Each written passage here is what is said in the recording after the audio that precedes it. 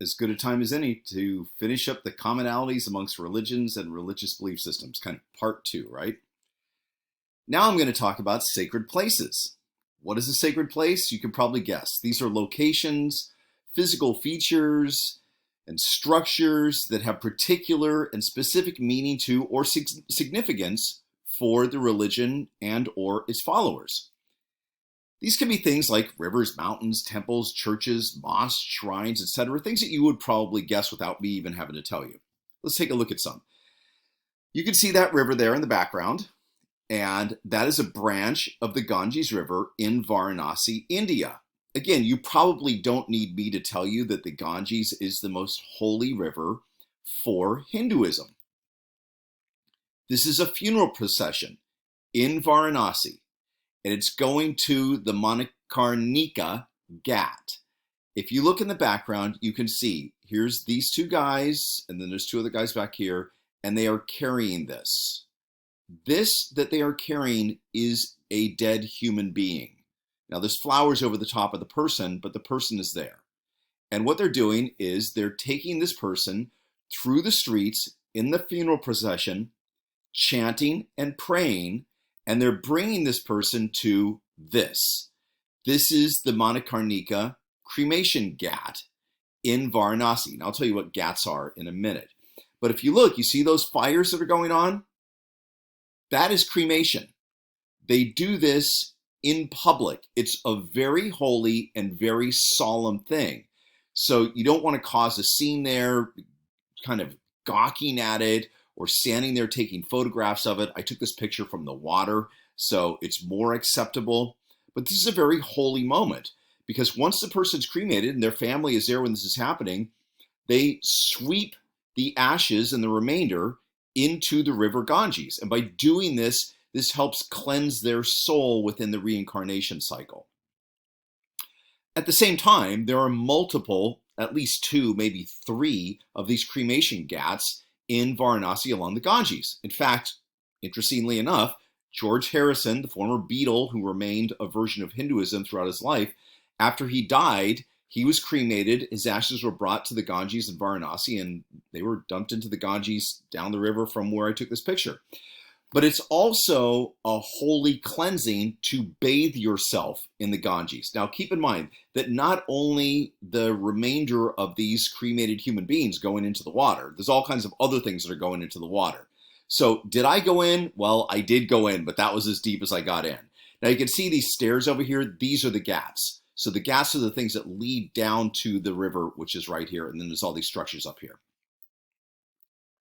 At the same time, every single night, there's a ceremony that closes both the river and says goodnight to the sun. It's called the Ganga Arti ceremony in Varanasi. It happens every single night because this is such an important holy place for Hinduism.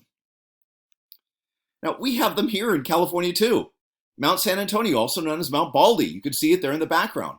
Mount Baldy is a holy mountain for the indigenous peoples of Southern California and has been probably for thousands of years because it's the highest mountain you can see from the Los Angeles basin. It's not the highest mountain in Southern California, but it is the highest mountain that you can see from the Los Angeles basin. It's 10,064 feet high. In addition to that, Morro Rock up in Morro Bay, California, near San Luis Obispo, is also a holy rock. Now, this is for two indigenous groups of people in Central California.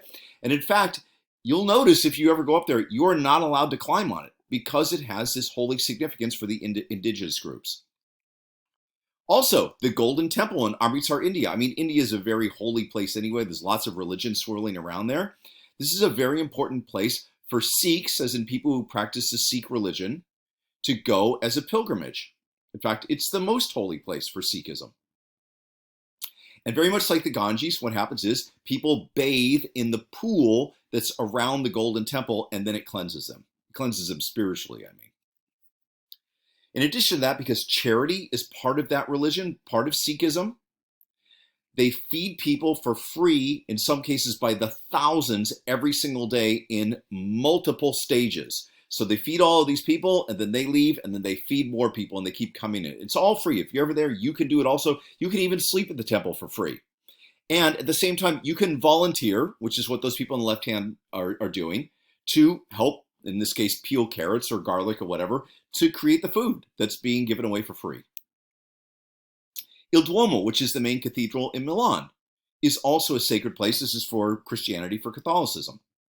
The Great Mosque in Mecca in Saudi Arabia is the most important, really, holy place for Muslims. Here's another commonality amongst religions: religious symbols. These are images or objects, physical or mental representations of the religion with particular significance to the followers. And it can include things like icons and relics. It can be other things, but it can be icons and relics. So what's the difference between these things?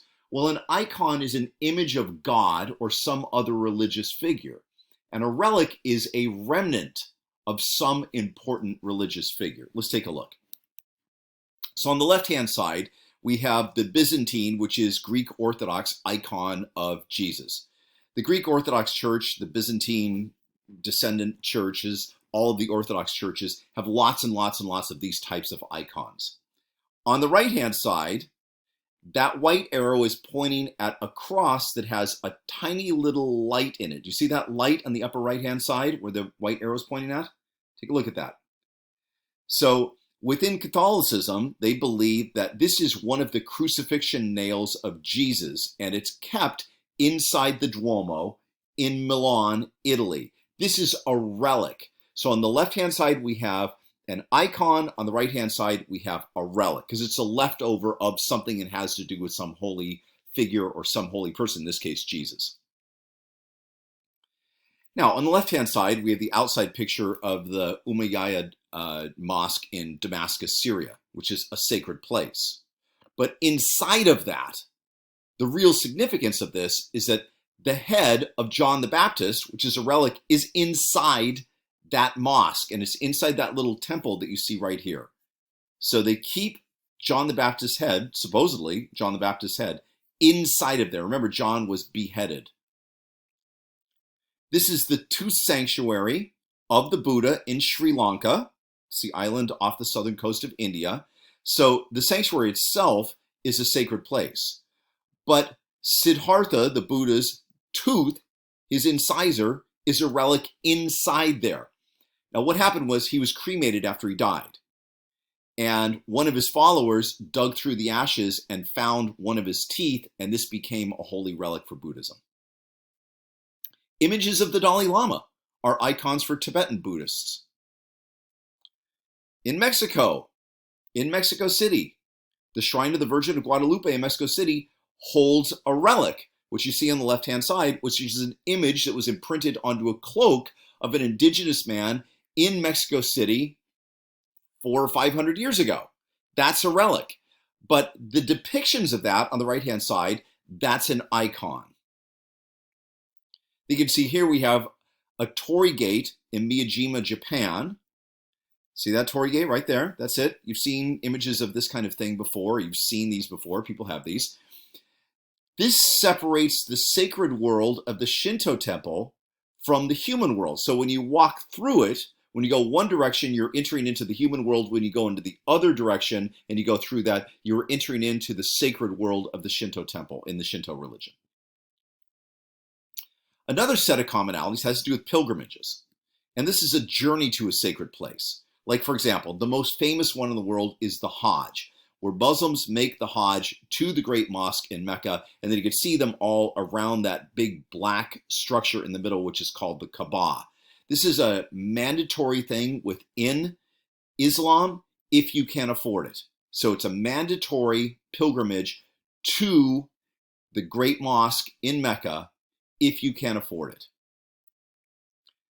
Here's a Christian one, the Camino de Santiago, which, although it starts in France, the most famous part goes through Spain and ends up at Santiago de Compostela in Spain. I just showed you the Golden Temple.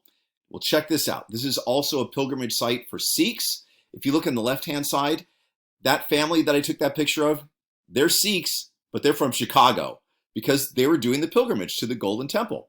And then on the right-hand side, you can see that people bring, especially their elderly relatives, if they're Sikhs, to that pool, and then they dip into the water to cleanse themselves.